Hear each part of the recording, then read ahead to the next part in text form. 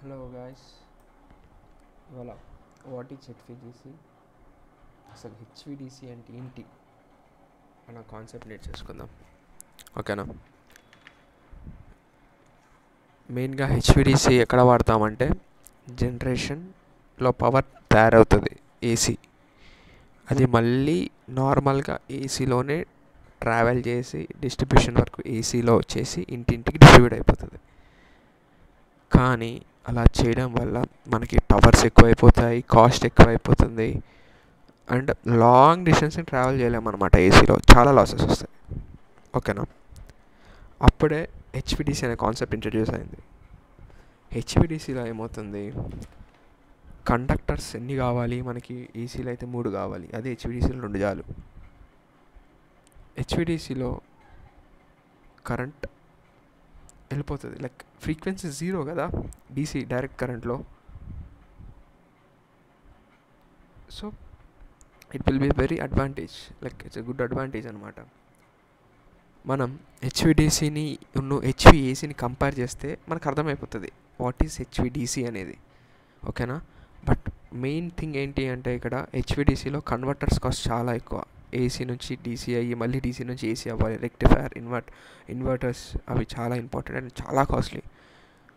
ఒక్కొక్కటి ఒక ఫ్లోర్ అంత ఉంటుంది ఆ కన్వర్టర్ స్టేషన్స్ అనేవి, చాలా కాస్ట్ అవి. అండ్ అవి ఓవర్లోడ్ కెపాసిటీ కూడా ఎక్కువ తట్టుకోలేవు అనమాట హెచ్విడిసిలో. బట్ ఇవన్నీ పక్కన పెడితే లాంగ్ డిస్టెన్స్కి నీకు ఇంత పవర్ కూడా వేస్ట్ అవ్వకుండా ఎఫిషియెంట్గా ట్రాన్స్మిట్ అవ్వాలి అంటే then it is job of HVDC. సో హెచ్విడిసిని మనం ముందుగా డివైడ్ చేద్దాం, అసలు ఎలా క్యాలిక్యులేట్ చేయగలుగుతాం హెచ్విడిసిని అని. ఫస్ట్గా పవర్ పర్ కండక్టర్ చూద్దాం. Power per conductor in DC తీసుకుంటే ఫస్ట్ డీసీలో P is equals to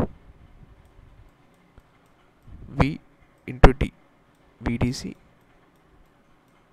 IDC అనమాట. V into I, VDC IDC. Okay, అదే ఏసీలో అయితే P is equals to VI cos phi power factor, అంటే -120 +120 అవన్నీ చూసుకోవాలి అది. అవునా? మళ్ళీ పర్ ఫేజ్ మారుతుంది, లైక్ ఓవరాల్గా ఒకటి ఉంటుంది, పర్ ఫేజ్ ఒకటి ఉంటుంది. ఓకే, దెన్ సర్క్యూట్ అనమాట, అంటే ఒక ట్రాన్స్మిషన్ సర్క్యూట్లో ఎంత పవర్ పోతుంది అని అనుకుంటే, అదే డీసీలో అనుకోండి, power generated will be power transmitted.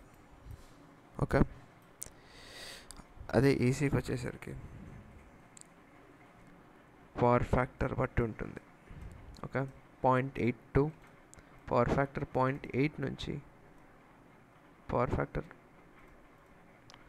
0.8 నుంచి 1.0 వరకు ఉంటే it will be a good power transmitter అని చెప్పుకుంటాం మనం ఎలక్ట్రికల్ ఇంజనీరింగ్లో.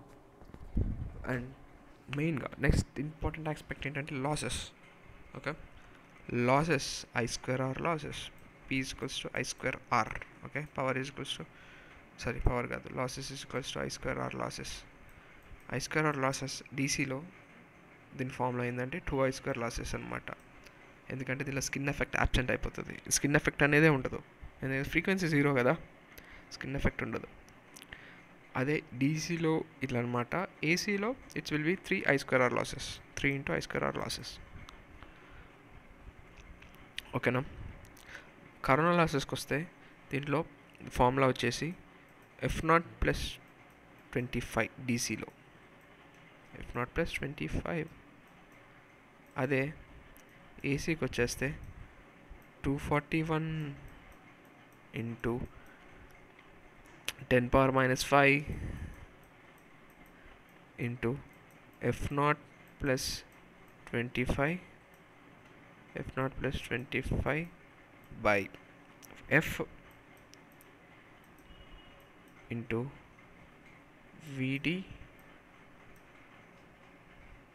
VF minus VC. ఇది ఫార్ములా.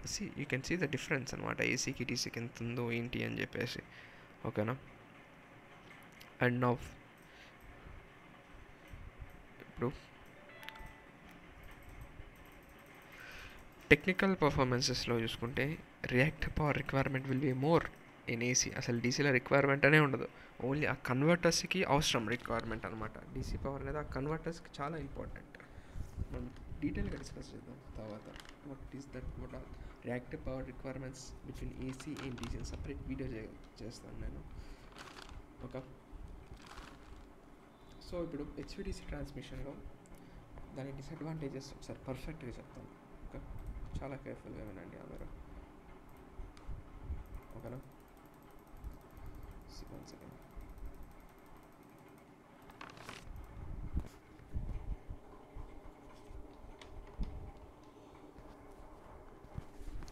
డిసడ్వాంటేజెస్ ఏమొస్తాయంటే కన్వర్టర్స్ చాలా ఎక్స్పెన్సివ్. ఫస్ట్ థింగ్ మనం బాగా అర్థం చేసుకోవాల్సింది ఏంటంటే కన్వర్టర్స్ చాలా ఎక్స్పెన్సివ్ ఉంటాయి. And converters are having little overload capacity. ఇందాక చెప్పినట్టే చాలా తక్కువ ఓవర్లోడ్ కెపాసిటీ, అవి తట్టుకోలేవు అనమాట అసలు. అండ్ అవి ఫైరింగ్ పల్సెస్ మీద పనిచేస్తాయి కాబట్టి ఆ ఓవర్లోడ్ కెపాసిటీ తట్టుకోలేవు. అండ్ డిజైనింగ్ చాలా ఇబ్బంది అవుతుంది మనకి, అది చాలా ఇబ్బంది అవుతుంది డిజైనింగ్ అనమాట. ఇవి మెయిన్గా కన్సిడర్ చేస్తే. అండ్ మెయిన్గా in aspect of power electronics, అంటే ఆ ఎలక్ట్రానిక్ డివైజెస్ వేరైతే కన్వర్టర్స్ ఉన్నాయో వాటి ఆస్పెక్ట్లో మెయిన్గా మనకు వచ్చే ప్రాబ్లం ఏంటి అంటే హార్మోనిక్స్ జనరేట్ చేస్తాయి. అవి చాలా ఇబ్బంది క్రియేట్ చేస్తాయి హార్మోనిక్స్ అనేటివి. మనకు హార్మోనిక్స్ తగ్గాలి అంటే మనకు ఫిల్టర్స్ అవసరం పడుతుంది, స్మూత్ చేయాల్సి వస్తుంది వోల్టేజ్ని, ఏవి స్పైక్స్ రాకుండా. It will be some of difficulties. నేను ఆ సర్క్యూట్ డయాగ్రామ్ వేసి చూపిస్తాను నెక్స్ట్ రాబోయే వీడియోస్లో. దెన్ మెయిన్ ద అప్లికేషన్, అసలు ఎందుకు ఇవి ఇంత ఇంపార్టెంట్, ఇప్పుడు measure of the adaptations in different countries ఎందుకు అవుతుంది అంటే హ్యూజ్ పవర్ ట్రాన్స్పోర్ట్ చేస్తుంది లాంగ్ డిస్టెన్సెస్కి.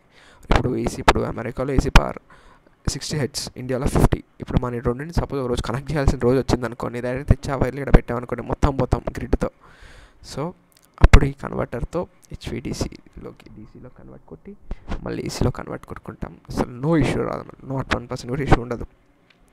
ఎక్కడైతే మళ్ళీ మనకి పొలాల దగ్గర లైన్ వేయలేము, అప్పుడు చెరువులు వస్తే అక్కడ లైన్ వేయలేము. అలాంటప్పుడు మనకి 3-4 కండక్టర్లు వేసి పెద్దవి వాడడం కన్నా చిన్న కండక్టర్స్తో ఈజీగా వెళ్ళిపోతుంది. అందుకే హెచ్విడిసికి షిఫ్ట్ అవుదాం. బట్ కాస్ట్ ఎఫిషియెంట్లీ చాలా కాస్ట్లీ అనమాట హెచ్విడిసి ఏసీతో కంపేర్ చేసుకుంటే. But when you thinking about long distance travelling lines, transmission lines అయితే హెచ్విడిసి ఈజ్ ద బెస్ట్. వేరే షార్ట్ డిస్టెన్స్కి అయితే HVAC is important.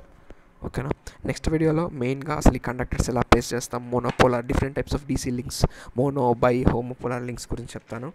And after that అసలు కాంపోనెంట్స్ ఏంటి, major components in HVDC, DC filter, AC filter, transformers ఎలా connect అవుతాయి, star delta, smoothing reactors use చేస్తాం ఎందుకు, we will discuss all that. And అసలు రేటింగ్స్ ఆఫ్ హెచ్విడిసి కన్వర్టర్ అవి కూడా రాబోయే వీడియోస్లో వెళ్ళిపోతూ ఉంటుంది ముందుకి. ఓకేనా, యా, థ్యాంక్ యూ.